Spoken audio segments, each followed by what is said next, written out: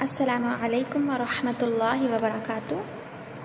جیسا کہ ہم پڑھ رہے ہیں تنوین اور نون ساکن، تو تنوین اور نون ساکن کے کل 4 قاعدے: اظہار، اقلاب، ادغام اور اخفاء۔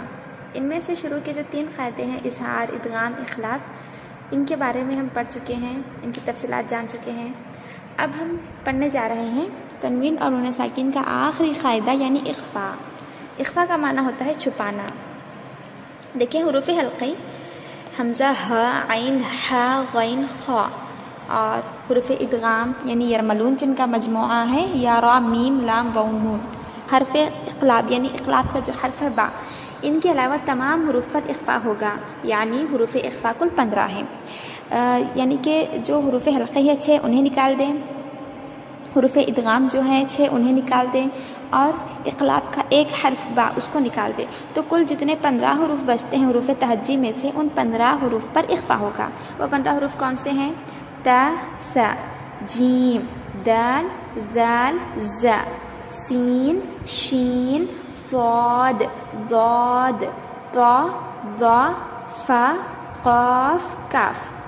اگر تنوین یا نون ساکن کے بعد حروف اخفاء میں سے کوئی حرف آ جائے تو تنوین یا نون ساکن کی آواز کو ناک میں چھپا کر پڑھیں گے، اس کو اخفاء کہتے ہیں، اور وہاں غنہ کریں گے۔ تو دیکھیے کہ یہ جب حروف اخفاء 15 ہے ہم نے جان لیا، تو اخفاء کیسے اور کہاں ہوگا؟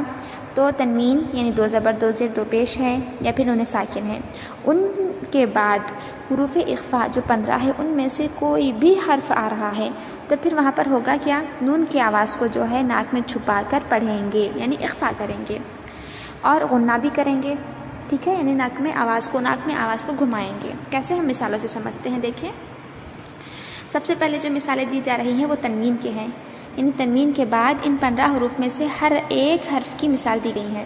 کل 15 مثالیں ہیں جو تنوین کی ہے، اور پھر 15 مثالیں ہیں جو نون ساکن کی ہے، تاکہ سمجھنے میں آسانی ہو۔ دیکھیں، عدن تجری، یہاں پہ دیکھیں نون ساکن کے بعد تا ہے، یہاں پر پڑھیں گے عدن، اخفاء نون کی آواز عدنین نہیں کہنا بلکہ عدن، اور غنہ بھی کرنا ہے، یعنی نون کی آواز ہماری ناک میں گھومے گی۔